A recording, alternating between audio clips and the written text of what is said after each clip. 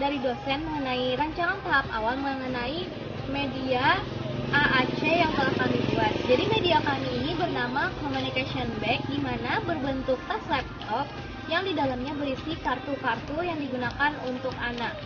Jadi tanggapan pertama dari Ibu Dewi adalah jangan menggunakan atau membuat tas communication bag dengan ukuran besar. Jadi kami menggunakan tas communication bag dengan ukuran panjang 30 cm dan lebar 20 cm.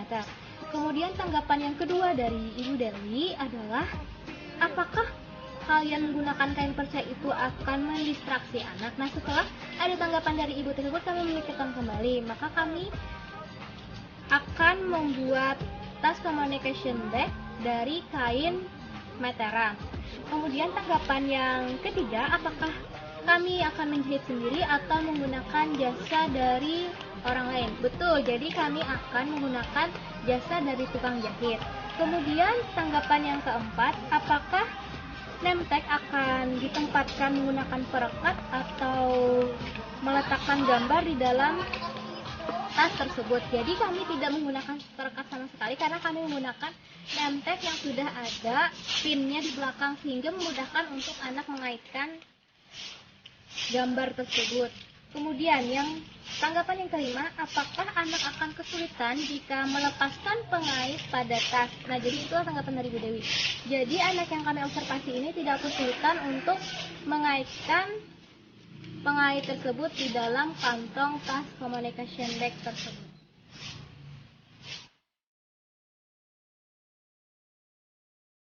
Ini saya menjelaskan tanggapan yang telah diberikan oleh kelompok lain.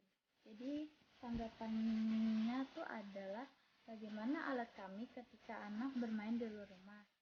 Dikarenakan alat kami seperti tas jinjing, apakah tidak membuat kesulitan anak saat menggunakannya?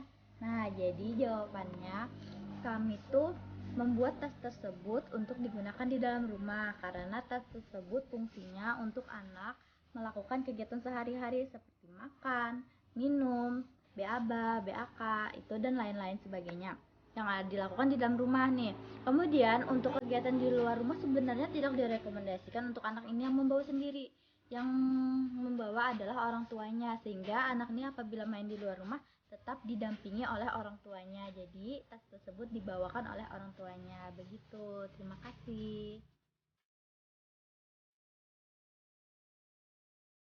Tindak lanjut kelompok tentang diskriminasi rancangan sistem AAC setelah dilakukan revisi. Mengenai rancangan media kami setelah dilakukan revisi itu tidak jauh berbeda dengan rancangan kami sebelumnya.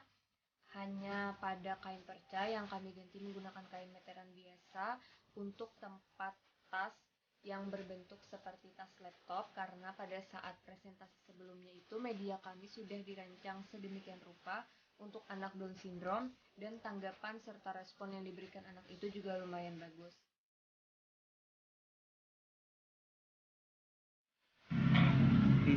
Tindak lanjut kelompok hasil akhir rancangan sistem AAC. Hasil rancangan media kami yaitu menampilkan desain yang nyata seperti desain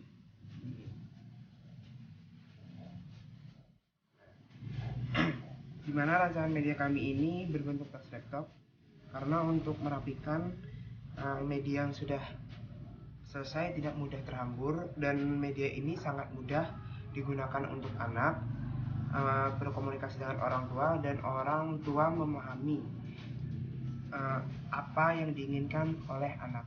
Terima kasih.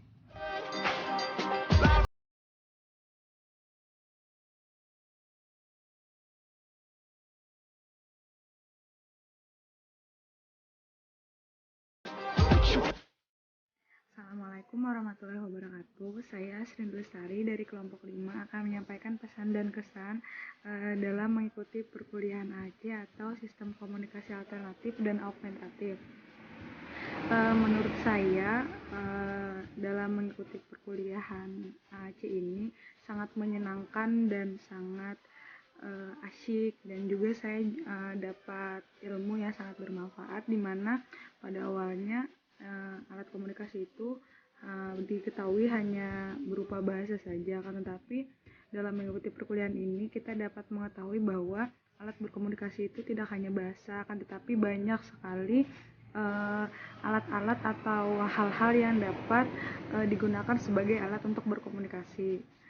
Kemudian untuk pesan dalam mengikuti perkuliahan ini tentu saja dalam menghadapi masa yang sangat sulit ini, semoga kita semangat dan tetap sehat. Semangat Ibu Dewi.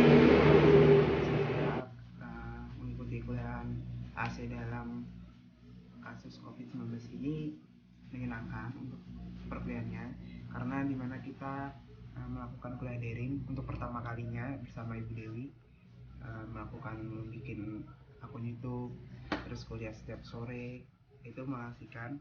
Kemudian pesannya mungkin lebih kedepannya lebih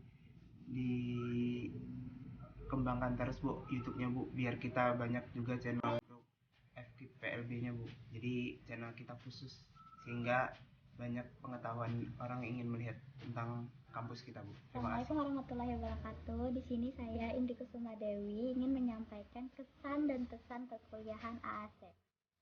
Jadi yang pertama yaitu kesannya. Kesan dalam perkuliahan AAC itu yang pertama sangat excited, karena pertama awal kuliah sudah dapat tugas dari ibu, disuruh cari materi ini, dan ternyata materinya itu emang sulit dalam bahasa Indonesia, banyak disediakan dalam bahasa Inggris.